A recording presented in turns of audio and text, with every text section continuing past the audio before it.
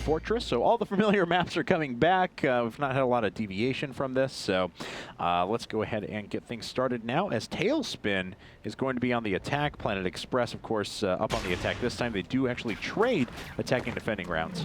All right, so Talespin moving in for Planet Xpress. We did see Buds with a little bit of success in the semifinals, but it looks like they are leaning on Talespin's abilities here for the finals. XP3 running forward, trying to keep himself hidden so that Talespin can't just plant a laser directly on him.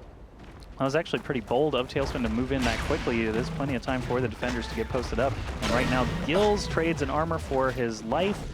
Down to just one armor now, though. Godson and XP3 are rushing him down, but they miss all those shots. And Talespin is on the run, cannot get out. And you see a horn thrown up by Godsons. And yeah, successful defending round. XP3 will be up first for ESP. Okay, and he was able to get things off on the right foot, and we'll see if he can do so again here, as he does have a very strong laser. We'll remind everyone the score is actually tied up 1-1. We're not playing to 3, we're playing 2-3. It is a best of 5. So we still have a map after this guaranteed, and he almost just runs flat out into a rocket. Yeah, I'm wondering if that was intentional to hop off the side of the wall there, but either way, gets out without taking any damage. He knows where the defenders are. Actually, Vince on his left side. That's actually interesting for this map. The defensive spawn is actually a great place to hide in for that left side, because you do get pretty good vision, and you can just duck behind the spawn itself to protect yourself. Okay, so XP3 now, he's still hasn't killed the defender. There we go, 1 down. The goal can be captured. 2 defenders remaining. Oh, but very nice job by Vince. He actually takes off 2 armors right away.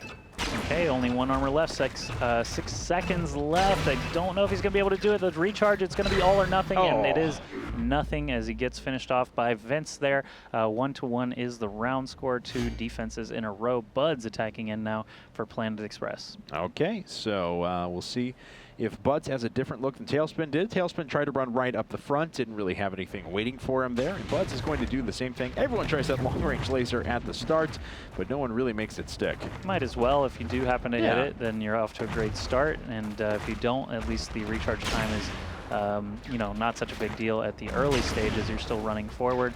Missing that shot is not as good, though. XP3 playing from the left side. Godson on the right. He's going to have a tough time, especially now with gillz hitting him from across the way. Godson finishes him off with a shot to the back, and that's just 3 defenses in a row. And another Godson horn, of course. gillz on the attack, and he has landed a couple of very successful and very clutch attacking rounds, I might add. He needs one here, though, to start breaking the stalemate. Sitting way back, and you know, some people will try and just kind of run and gun that first shot. Some people actually try to take time and sit back and, you know, make that part of their plan. gillz did there, but unfortunately wasn't able to land that laser. All right, as he moves forward, it looks like none of the defenders are going to be exposing themselves here for gillz to take a free shot at.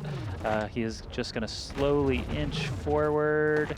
No defenders still. You can see rockets kind of flying in all directions. Buds shows himself. Talespin shows himself, so he knows at least 2 defenders are down in the pit. He tries to take a shot, does not manage it, and actually gets hit on the right side, down to only 2 armor now.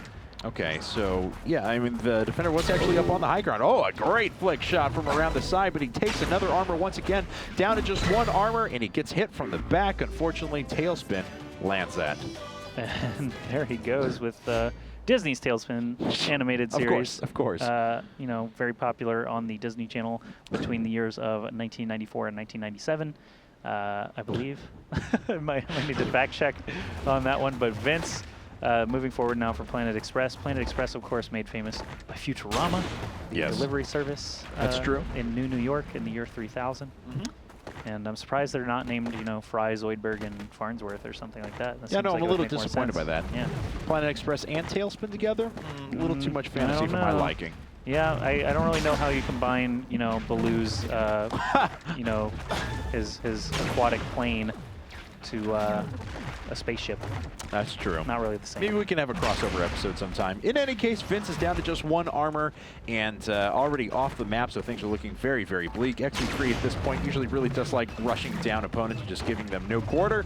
And Vince is just going to run and gun for it, and he actually runs into XP3 and then eventually kills him. Yeah, he doesn't have a lot of time, or else he had, you know, he was staying alive pretty well, just didn't have enough time to make that happen, and of course got finished off by Godson. Godson attacking in now for ESP, and we still are without a successful attacking round from any of our players. Okay, well, this map can be very defensive at times, so I'm not too surprised that that's the case. And we'll see if Godson can be the one to break that stalemate. Godson, every once in a while, just randomly comes out with a miraculous attack round. Not saying he's bad to begin with. I'm just saying that, you know, sometimes he can really surprise you with how effective he can be. Yeah, I mean, even when I play this game, if I hit someone with a laser, I'm pretty surprised, so I can totally believe that. Occasionally, you'll hit a really long one and just be like, how did I do that?